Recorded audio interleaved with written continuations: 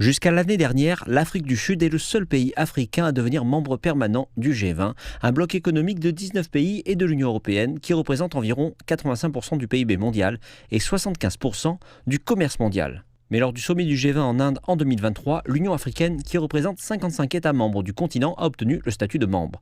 Les experts disent que cela fournit à l'Afrique une plateforme pour attirer l'attention mondiale sur ses priorités, qui ont été reléguées au second plan, avec l'attention internationale portée sur les conflits à Gaza et en Ukraine.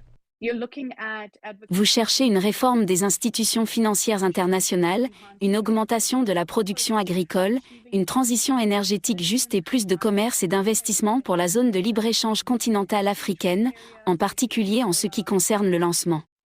Il y a également une question en suspens, à savoir si le G20 soutiendra l'agenda de l'Union africaine, en particulier lorsque les intérêts ne sont pas alignés. Le problème ici, c'est que nous rejoignons la table des négociations, mais le menu est déjà prêt pour nous. Nous n'avons pas pris de décision, nous n'avons pas imposé les priorités de l'Afrique. Avant de participer au G20, nous devons définir nous-mêmes notre agenda économique.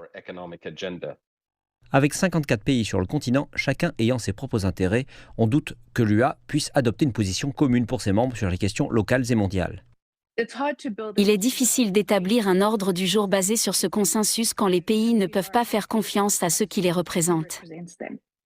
Auparavant, l'Union africaine a participé au G20 en tant qu'organisation internationale invitée. Les experts ont noté qu'en accordant l'adhésion à part entière à l'UA, le G20 a été dynamique dans le réalignement de l'ordre mondial actuel promu par plusieurs pays. Le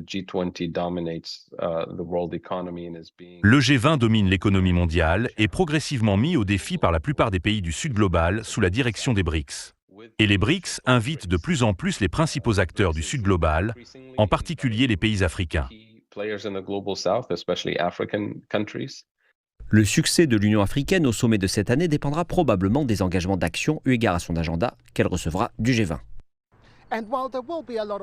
Bien qu'il y ait une pression importante sur l'Union africaine, il y a le sentiment que le meilleur moment est venu pour le continent de rejoindre ce prestigieux club. L'Afrique du Sud accueillera le sommet du G20 l'année prochaine, dont l'agenda est centré sur le développement de l'Afrique.